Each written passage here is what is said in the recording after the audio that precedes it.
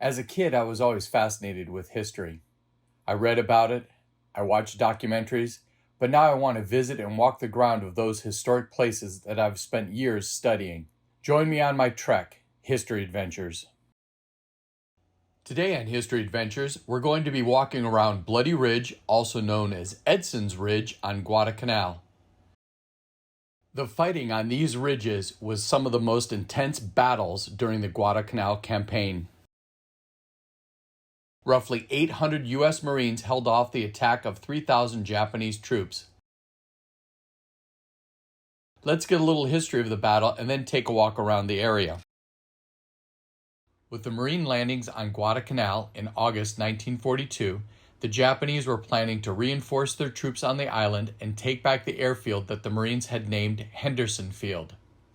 The Japanese attack on Alligator Creek in late August was a Japanese defeat. Japanese General Kawaguchi had a new plan after extracting information about the Marine defenses from a captured American pilot. The Marines also gathered intelligence and knew about a Japanese attack that was being planned.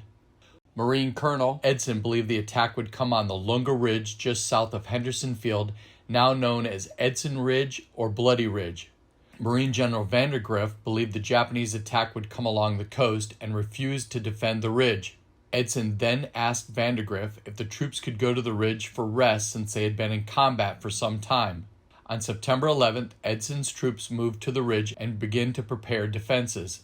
Forming a defensive line farther south on Hill 80, also known as Hill 1, Edson places his command post a few hundred yards north on Hill 123, also known as Hill 2. The Japanese struggle moving through the jungle, but on September 12th at 9:30 p.m., Japanese destroyers and artillery began shelling the Marines on Bloody Ridge. Shortly after, parachute flares illuminate the area as Japanese troops begin to skirmish and probe the Marine lines. A Japanese attack finally began between the Lunga River and Hill 80. C Company of the Raiders was overrun and the troops in the area began to withdraw back towards Hill 123. The jungle, troop movements, and complete darkness stops the first night of Japanese attacks. Let's take a look around the area of Hill number 1.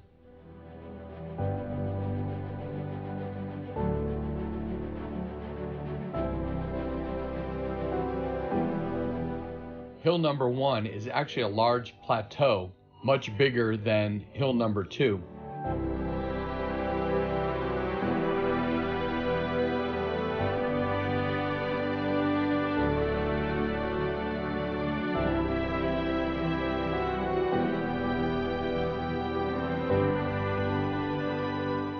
On Hill number 1, you're going to find a memorial marker. This marker is actually a Japanese memorial.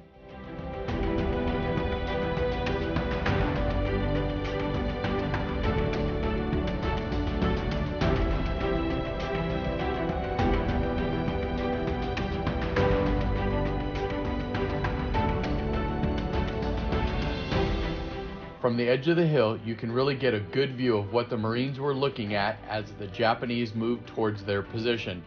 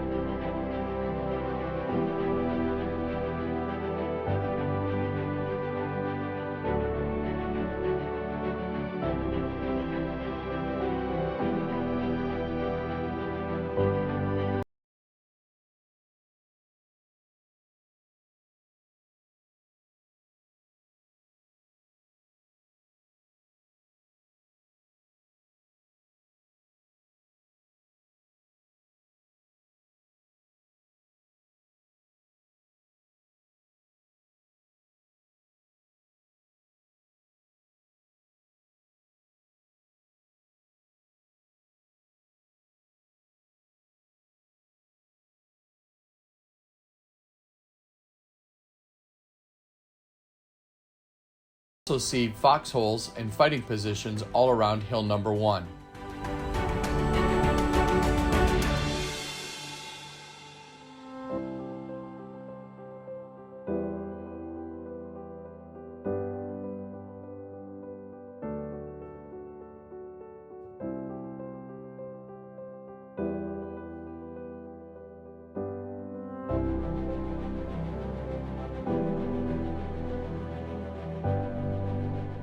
After the fighting of the first night, Edson made the decision to move back towards hill number 2 and fortify the lines.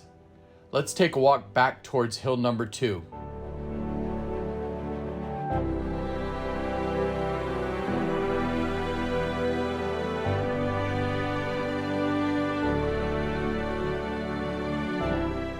What is really incredible to notice is that the ridgeline is so steep.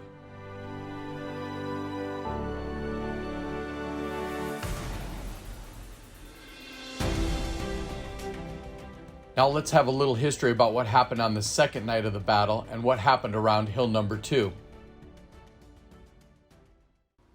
During the day of the 13th, Edson moves his lines closer to hill 123. The line extends from the Lunga River over the ridge and into the jungle on the other side. Late in the afternoon, Edson gives the Marines a motivating speech and the Marines are ready to fight. September 13th, the second night of the Japanese attacks on the ridge, begins roughly at 9 p.m.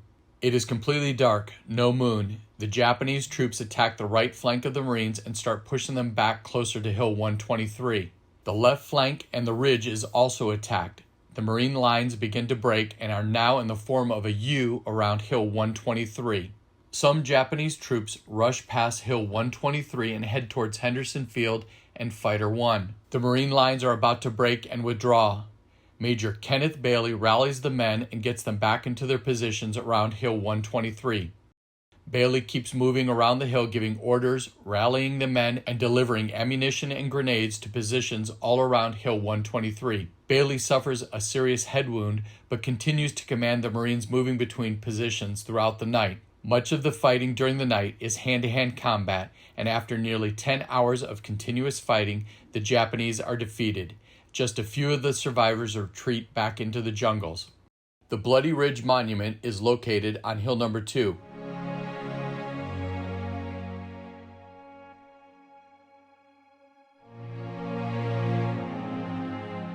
Also in this area, you're going to find foxholes and fighting positions.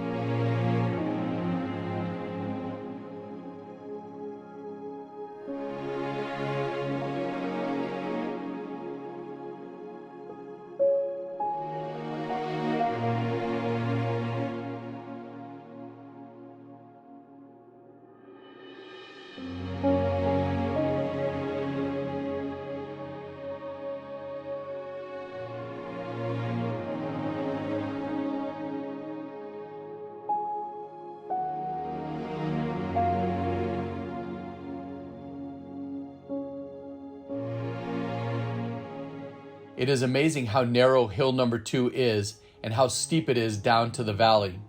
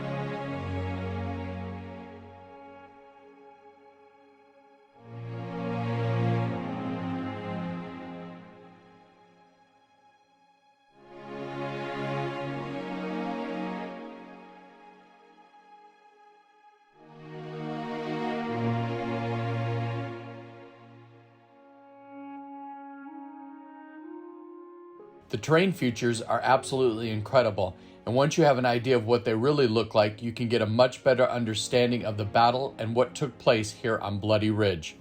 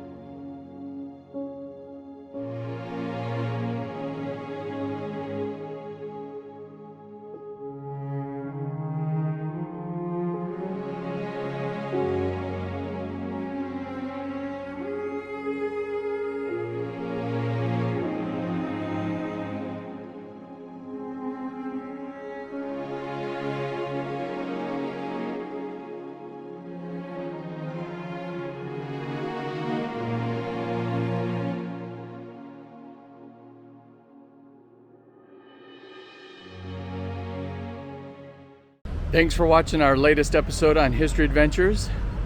Please comment and like the video if you could, and subscribe to our page. Please share with everyone you know that's a history buff. We'll see you next episode.